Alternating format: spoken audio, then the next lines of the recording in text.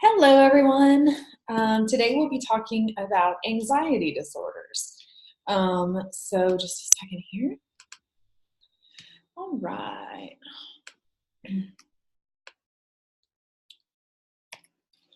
So anxiety is essentially fear, and it's defined as a state of intense apprehension, uncertainty, and fear resulting from the anticipation of a threatening event or situation, often to a degree that normal physical and psychological functioning is disrupted. So, I'm sure you've all heard about kind of the bear in the woods mentality. We have built into us as a way of surviving this function that helps keep us safe. Back in the caveman days when we were fighting against predators or trying to stay alive amidst all sorts of stressors in the environment, our anxiety would kick in and fear would help us survive. And you've all heard about the fight or flight response. And so a normal amount of anxiety can be a positive thing. It can keep us motivated, can help us complete tasks. It can keep us on track with even deeper existential concerns in terms of what we want out of life. But sometimes when our anxiety hijacks the brain and we essentially are running away from a bear that's not there, that's when things can get a little out of control and cause clinical significance that can impact our lives. So that's the kind of fear and anxiety that we're talking about in this chapter.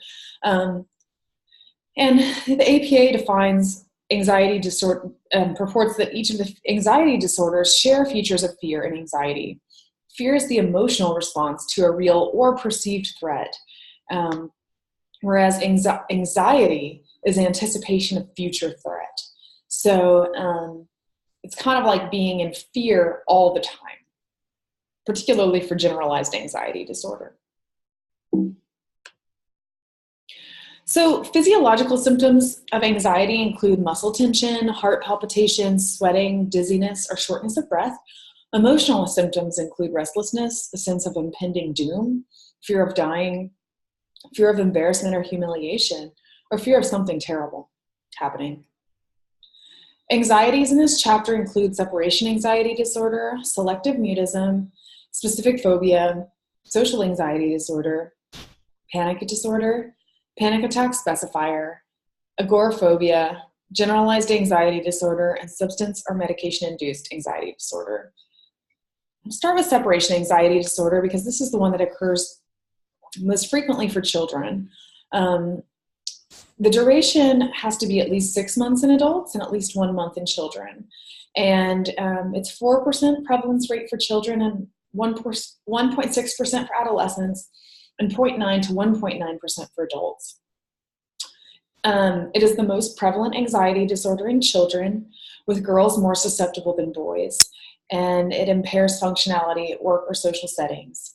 It makes sense that this is the anxiety disorder that's most prevalent in children because for adults, we can rely on ourselves to take care of our basic needs, but children, if they are threatened, they could actually lose the ability to care for themselves if they actually did lose a parent or they were in a situation where they couldn't take care of themselves. So it makes a lot of sense that when they're separated from a caregiver, they might fear that their ability to function and thrive will be taken away as well.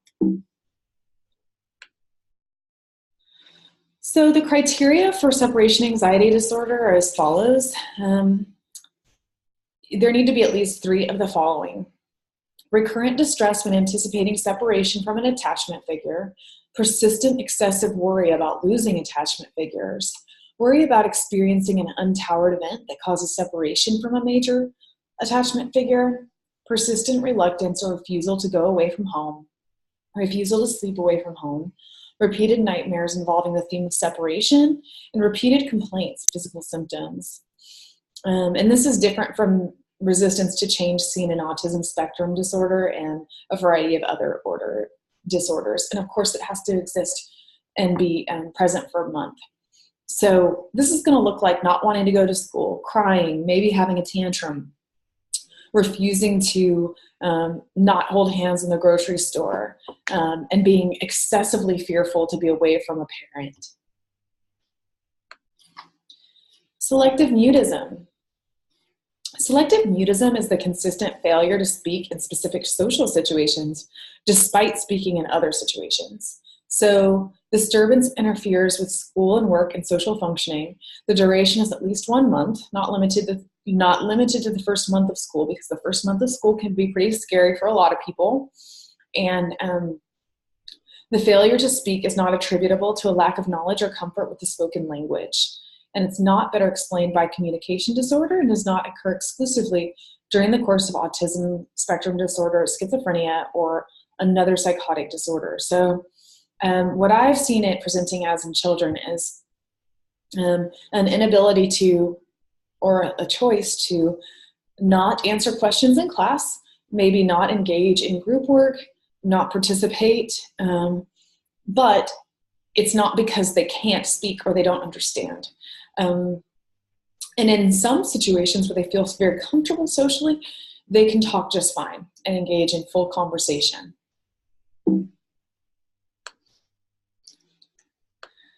Next is specific phobia. So this is their fear or anxiety about a specific object or situation. So fear of snakes, fear of a rock, fear of a toy, fear of clowns, whatever it might be.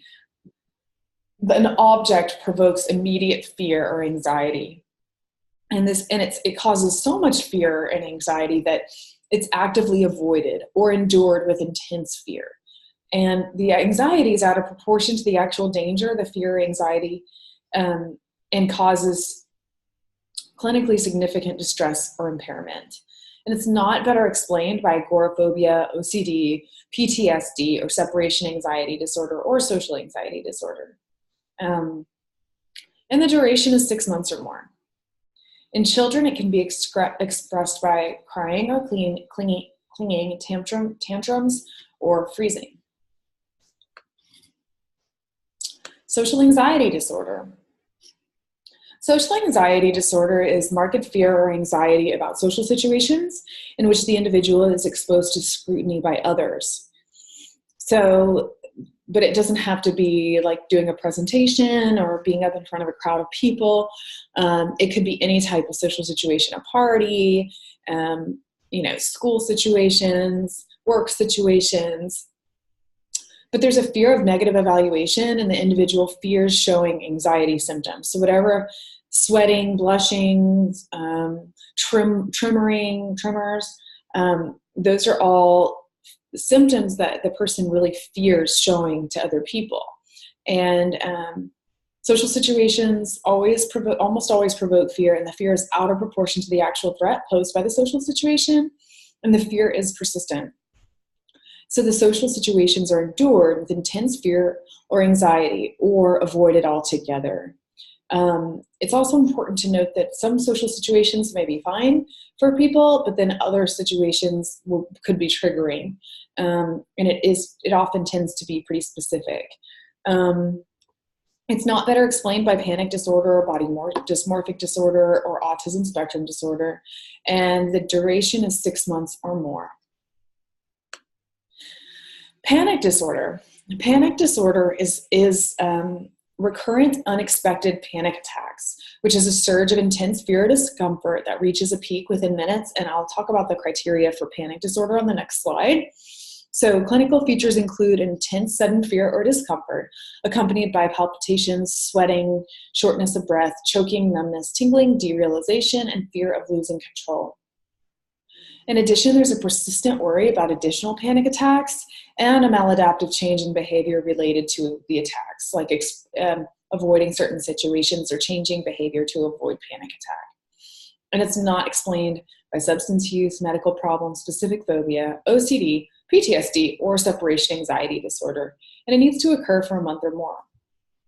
Note that panic attacks by themselves are not a diagnosis in the DSM, but you can use a panic attack specifier, and you could add that to panic disorder or to other diagnoses. So a panic attack as we mentioned before, is a recurrent, unexpected situation in which a surge of intense fear or discomfort reaches a peak within minutes, and during which time 4 or more of the following symptoms occur: palpitations, pounding heart, accelerated heart rate, sweating, trembling, shaking, sensations of shortness of breath or smothering, a feeling of choking, chest pain or discomfort, nausea or abdominal distress, and feeling dizzy, unsteady, lightheaded, or faint.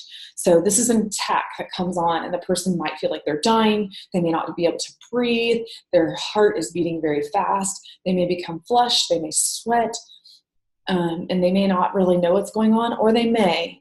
It just depends on if they've had one before, and it can also mimic a heart attack.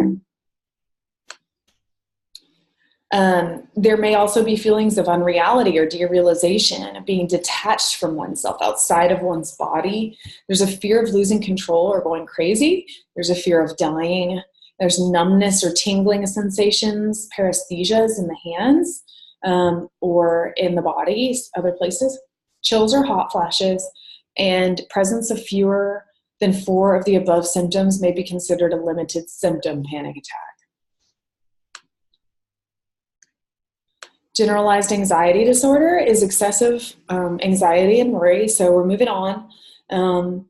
This is worry and anxiety that occurs more days than not for at least 6 months. And it's about pretty much everything. Worrying about school, worrying about work, worrying about family, worrying about relationships. The person worries about almost everything. And they find it very difficult to control the worry. And it's associated with 3 or more of the following 6 symptoms, with at least some symptoms having been present for more days than not for the past 6 months. Restlessness, feeling keyed up or on edge, being easily fatigued, difficulty concentrating or mind going blank, irritability, muscle tension, and sleep disturbance.